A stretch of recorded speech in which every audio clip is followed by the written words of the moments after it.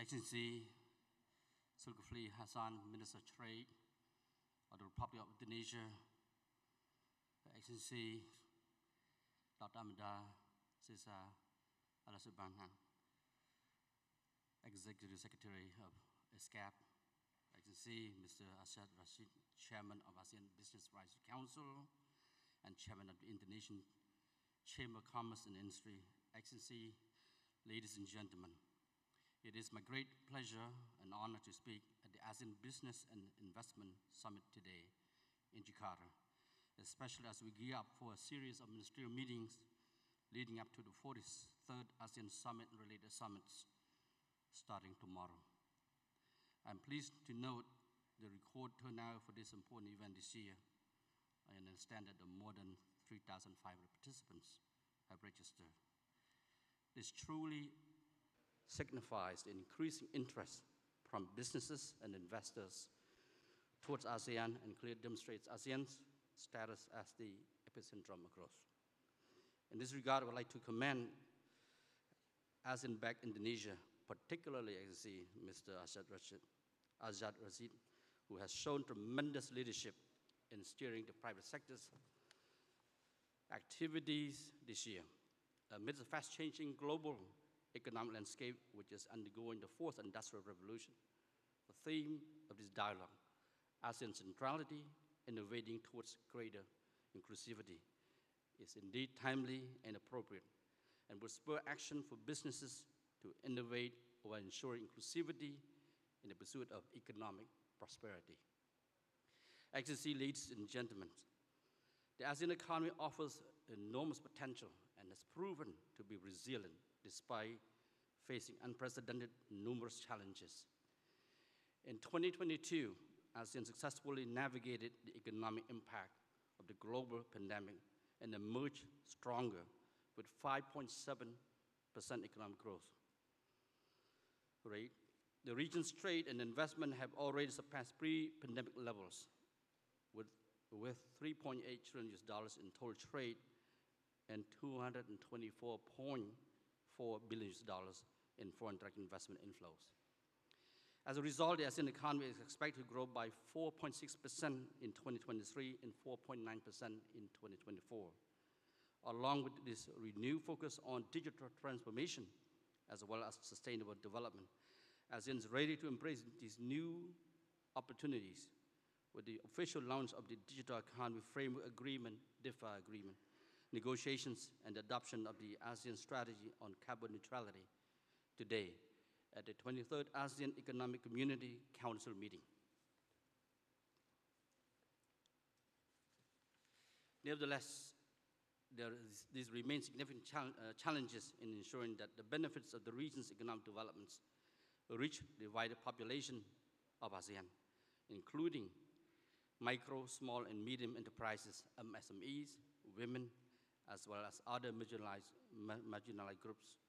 A recent OECD report on ASEAN MSMEs integration into the global value chain suggests that only 23% of MSMEs in the region are participating in import activities, while less than 12% of them are participating in export activities.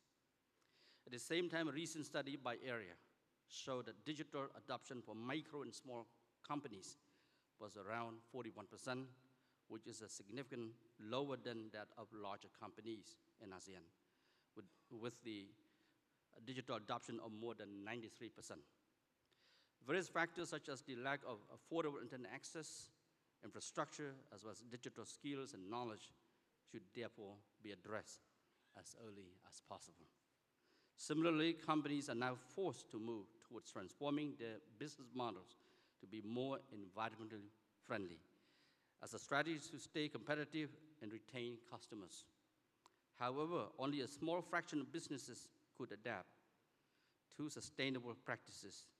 An OECD report on facilitating the green transition for ASEAN MSMEs shows that MSMEs are poorly equipped with sufficient knowledge and information about solutions to address environmental impacts.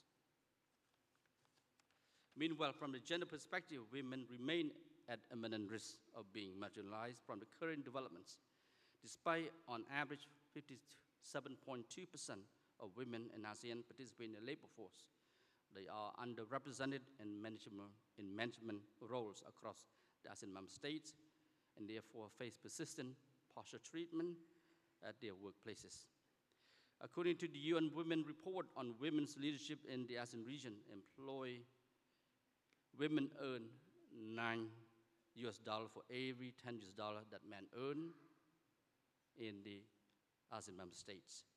As you can see, distinguished guests, ladies and gentlemen, given the various dimensions in the inclusive growth, it is imperative for ASEAN to undertake a strategic and comprehensive approach to address these challenges.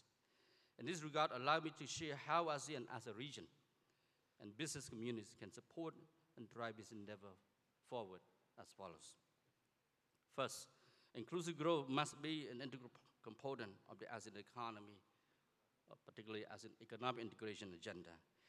It involves the participation of multiple stakeholders with the champion role of the private sector.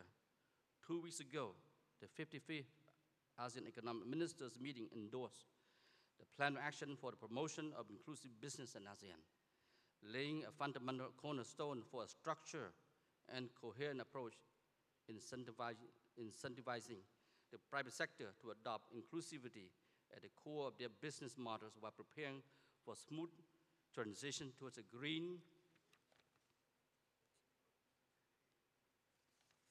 and digital future.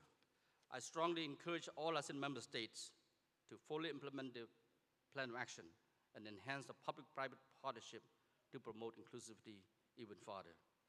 Second, strong partnerships between large and small enterprises is vital for inclusivity. In this regard, I call upon large firms in ASEAN to initiate specific business-to-business matching opportunity, which can link and integrate MSMEs along with the regional supply chain. The partnership should also include mentoring programs that help MSMEs to embrace green and digital transition. In this regard, I strongly urge all large enterprises to extend their support to existing regional capacity building platforms, such as the establishment of a regional center of excellence for green transition, as well as the ASEAN MSME Academy. Third, ensuring economic inclusivity in ASEAN requires accessible financing, especially microfinancing for MSMEs. Financial inclusion has significant impact to small businesses, customers' livelihoods, and households.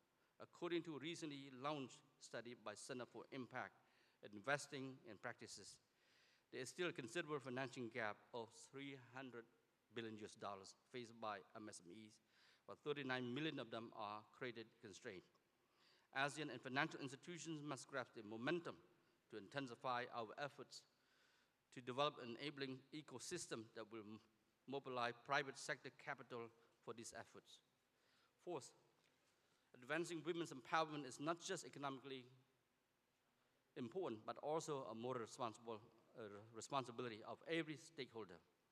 I call on the business community to play a leading role in effectively implementing the ASEAN initiatives, such as the ASEAN Guideline on mainstreaming into labor and employment policies toward greater decent work for all. The toolkit on strengthening women's entrepreneurship in national micro, small, and medium enterprise policy and action plans, among others. This initiative assists ASEAN governments and firms in providing a conducive ecosystem to empower women entrepreneurs and to address barriers that women face in the workplaces and the marketplaces. I wish to call also on the private sector and of course business in ASEAN to help promote particularly the intra-ASEAN trade as well, trade investment within the region. I think this is something that can also promote the inclusivity as well. And intra-ASEAN trade and investment are still very much significant for ASEAN. And I think there's a room still to promote this particular trade within ASEAN, trade investment within ASEAN. Excellency, ladies and gentlemen, in closing, I would like to thank and congratulate ASEAN back for organizing this ASEAN Business and Investment Summit. I would like also to thank all of you in the business community for being a close partner of ASEAN, Your presence and strong belief in the regions are invaluable and will push forward our development and growth while ensuring greater inclusivity. I'm confident that by working together in the spirit of unity and solidarity, we will be able to ensure that the ASEAN community is a community of opportunities for all, and at the same time to actively promote the strengthening of the ASEAN centrality. And I wish this meeting a great success. I thank you and good morning.